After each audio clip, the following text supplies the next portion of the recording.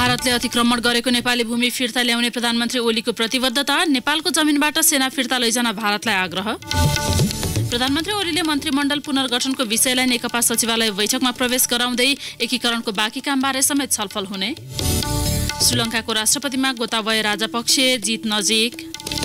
र अनुशासनको कारबाहीमा परेका राष्ट्र टोलीका 4 जना फुटबल खेलाडीबारे थप निर्णय गर्न एन्फाले आकस्मिक बैठक बोलायो। नमस्कार, कान्तिपुर डायरीका साथमा साथी बासु र म प्रतीक्षा। सुरु गरौँ मुख्य प्रसङ्गबाट। प्रधानमन्त्री केपी शर्मा ओलीले नेपाली भूमि कालापानीबाट भारतीय सेना हटाउने बताउनु भएको छ। नेकपाको प्रार्थी संगठन राष्ट्रिय युवा संघको प्रशिक्षण कार्यक्रमलाई सम्बोधन गर्दै प्रधानमन्त्री ओलीले भारतीय सेनालाई नेपाली भूमिबाट हटाउने मात्र नभई प्रधानमन्त्री ओलीले भारतले अतिक्रमण गरेको नेपाली भूमि फिर्ता ल्याउने बताउनु भएको हो। उहाँले कालापानी, लिपुलेक, लिम्पियादुराबाट भारतीय सेना फिर्ता लैजान भारतलाई आग्रह गर्नुभयो। कतिपयले नक्सा सच्याउन भनेको भन्दै प्रधानमन्त्री ओलीले नेपालको नक्सा सच्याउने मात्रै नभई अतिक्रमित भूमि फिर्ता ल्याउने बताउनुभयो। प्रधानमन्त्री ओलीले भन्नुभयो, अहिलेको सरकार संवाद गर्न नसक्ने होइन, इतिहासले देखाइसकेको छ। सरकारले संवादको माध्यमबाट सीमा समस्या समाधान गर्छ। कतिपयले नक्सा सच्याउन भनेका छन्, तर त्यो समाधान होइन। केही समय अघि भारतले जारी गरेको राजनीतिक नक्सामा नेपाली भूमि लिम्पियादुरा, कालापानी र लिपुलेकलाई समावेश गरेपछि नेपालमा भारतको विरोध भइरहेको छ। दशकौं अघि नेपाली भूमि अतिक्रमित हुँदा मौन रहने तर अतिरिक्त देशभक्ति देखाउने नाममा उच्छृङ्खल गतिविधि गर्ने काम अनुचित रहेको प्रधानमन्त्री ओलीको भनाइ थियो। प्रधानमन्त्री ओलीले समाजवाद र पुँजीवादका चारित्रिक विशेषताबारे जानकारी दिँदै सोचाइमा सकारात्मकता, सृजनात्मकता र काममा रचनात्मकता अपनाउन युवा संघका कार्यकर्तालाई निर्देशन दिनुभयो। मन्त्रीमण्डल हेरफेरको विषयलाई प्रधानमन्त्री केपी शर्मा ओलीले औपचारिक रूपमा पार्टीमा प्रवेश गराउनु हुने भएको छ।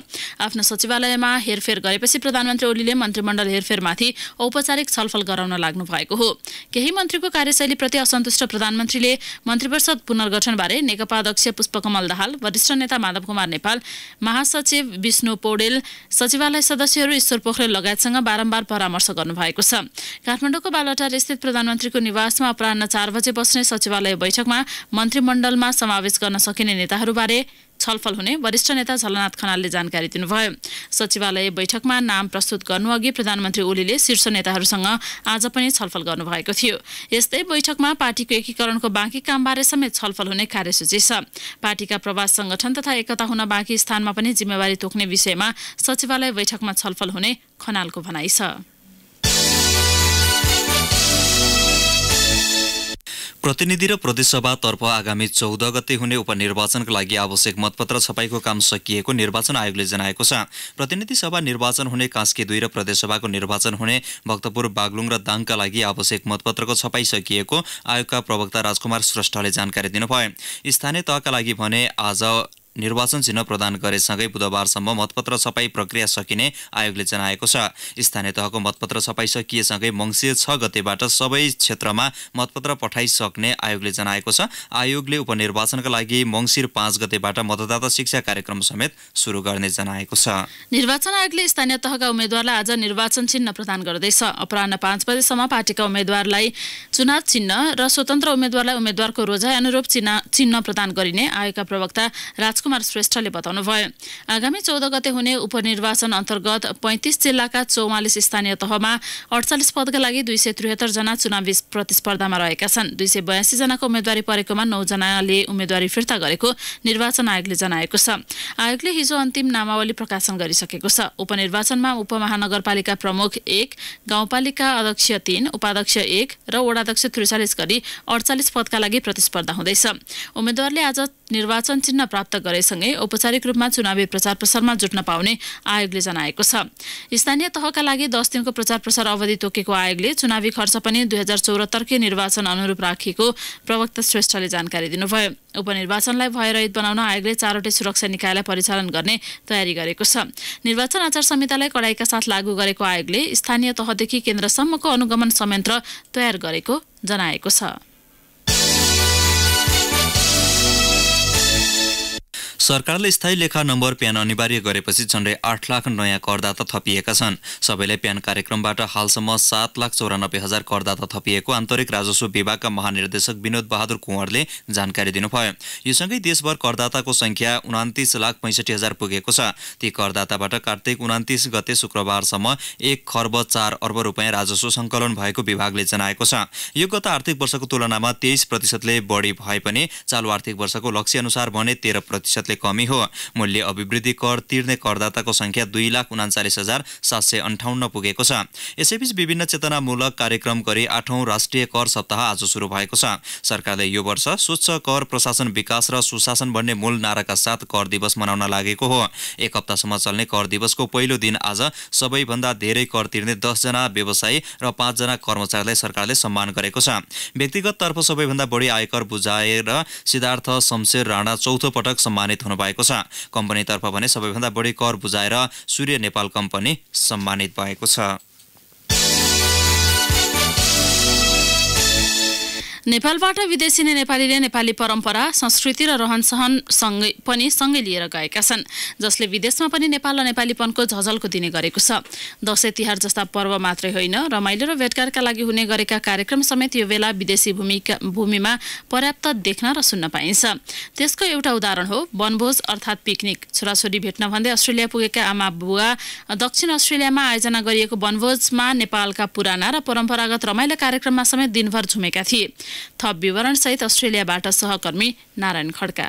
एक वर्षमा एकपटक मात्र आयोजना गरिने अभिभावक वनभोजमा उनीहरूलाई मनपर्ने मिठा मिठा नेपाली परिकार त थिए नै, त्यसमाथि घुम्ने कुर्सी, हाँडी फुटाउने लगायतका प्रतियोगिताले करिब 200 अभिभावकहरूलाई दिनभरि मनोरञ्जन दिलाएको थियो। नेपाली गीत सङ्गीतले त झन् अलग रौनक नै थपेको थियो। कार्यक्रममा सहभागी हुन आएका अभिभावकहरू एक आपसमा मस्त देखिएका थिए। चितवनबाट छोरी भेट्न आएका गौरी भक्त वाग्ले छोरा बुहारीहरू छोरीहरू चाहिँ आफ्नो ठाउँमा गन्तव्यमा काममा आफ्नो जबमा जान्छन्। अब हामी चाहिँ यहाँ आएका छौँ। यो यहाँ आउँदा चाहिँ हामीलाई चाहिँ कस्तो फिल हुन्छ, नेपालको एउटा ठुलो ग्राउन्डमा बसेर हामी चाहिँ सबैजना बसेर खेलेको जस्तो आफूलाई चाहिँ एक बच्चाहरू खेले जस्तो हामी पनि प्यारेन्ट्सहरू अब नेपालको पूर्व मेचीदेखि पश्चिम महाकाली सबैजना खेलेको जस्तो अनुभव मलाई भइरहेछ। दक्षिण अस्ट्रेलियामा आयोजित यस कार्यक्रम यस वर्ष सहित तेस्रो पटक आयोजना गरिएको हो। एडिलेड नेपाली समाजले आयोजना गरेको कार्यक्रममा वृद्ध अभिभावकहरूलाई सम्मान समेत गरिएको थियो भने दिनभरि जसो नै खेलकुदका साथै नाचगानका कार्यक्रमहरू समेत आयोजना गरिएको थियो। आयोजक संस्थाका अध्यक्ष सुरेन रेग्मीले नेपालीहरू बढिरहेको सन्दर्भमा यस किसिमका कार्यक्रमले अभिभावकहरूलाई एक आपसमा चिन्जान गर्न र घुलमिल हुन मद्दत पुग्ने सुनाउँदै थिए। अभिभावकहरू जो डिजिटल भिसामा आउनु भएको छ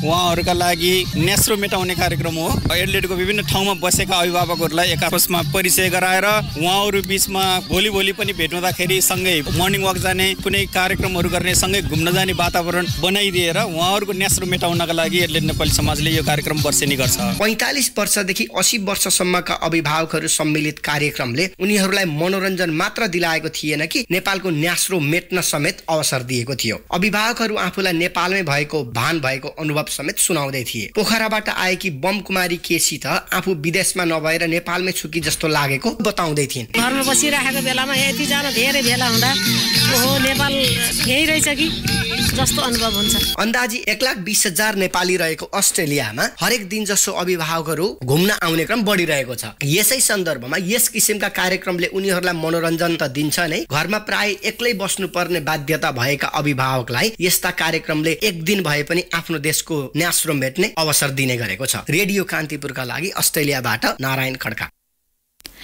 सहकर्मी नारायण खड्काको यो रिपोर्टपछि कान्तिपुर डायरीमा अब ब्रेकको पालो।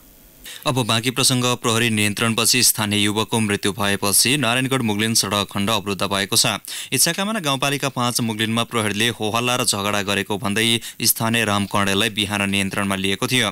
प्रहरीले नियन्त्रणमा लिएको केही बेरमै मृत्यु भएपछि स्थानीय आक्रोशित बनेका छन्।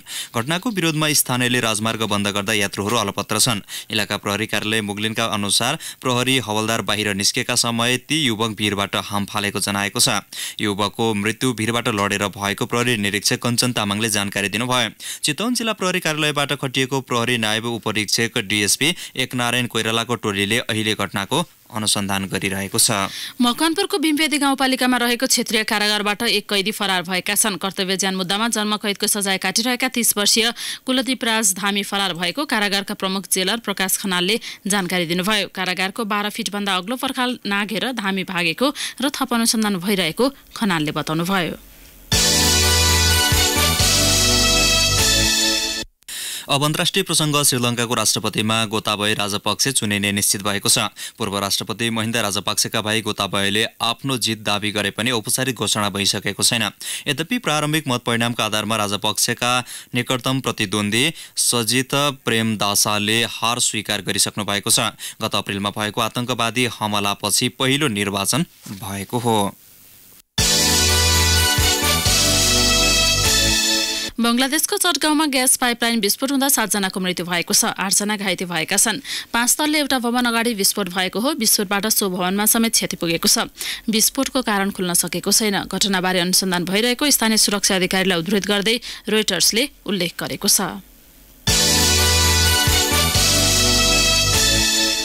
अब खेल प्रसङ्ग विश्वकप छनौट र एसिया कप छनौट अन्तर्गत कुवेत विरुद्धको महत्त्वपूर्ण खेल अघि अनुशासनको कारबाहीमा परेका 4 जना खेलाडीबारे थप निर्णय गर्न अखिल नेपाल फुटबल सङ्घ एन्फाले बैठक बोलाएको छ। बन्द प्रशिक्षणमा रहेका बेला शुक्रबार राति बाहिरिएका मुख्य स्ट्राइकर विमल खर्ती मगर, मिडफिल्डर अञ्जन विष्ट र सन्तोष तामाङ तथा डिफेन्डर दिनेश राजवंशी सम्बन्धमा बैठकले थप निर्णय गर्ने एन्फाका महासचिव इन्द्रमान तुलाधरले बताए।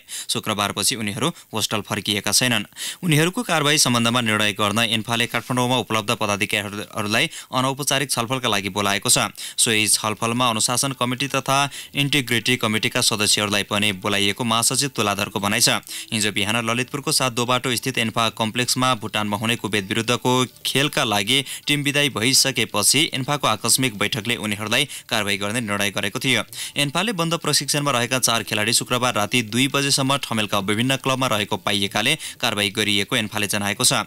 उनीहरू क्याम्पबाट भागेर नाइट क्लबमा गएको प्रमाणित भएपछि काठमाडौँमा उपलब्ध एन्फा पदाधिकारीको आकस्मिक बैठकले प्रशिक्षक योहान कालिन्साकसँगको छलफलपछि कम्तीमा कुवेतसँगको खेलमा टिम बाहिर राख्ने निर्णय भएको हो। अध्यक्ष नेपाल फर्केपछि एन्फाको बैठकले उनीहरूको थप कारबाहीबारे निर्णय गर्ने एन्फाले बताएको छ। अध्यक्ष कर्मा छिरिङ शेर्पा अहिले भुटानमै छन्। 4 खेलाडी कारबाहीमा परेपछि 20 सदस्यीय टिम भुटान पुगेको छ। राष्ट्रिय टिमको क्याम्पमा परे पनि अन्तिम टिममा नपरेका सुभाष गुरुङलाई टिममा बोलाइएको छ। हस्त कान्तिपुर डायरीको यो बुलेटिन अहिलेलाई यही सकिन्छ। साथी बासु र म प्रतीक्षा बिदा हुन्छौँ। नमस्कार। सूचना र मनोरञ्जनको संवाहक रेडियो राष्ट्रको रेडियो कान्तिपुर।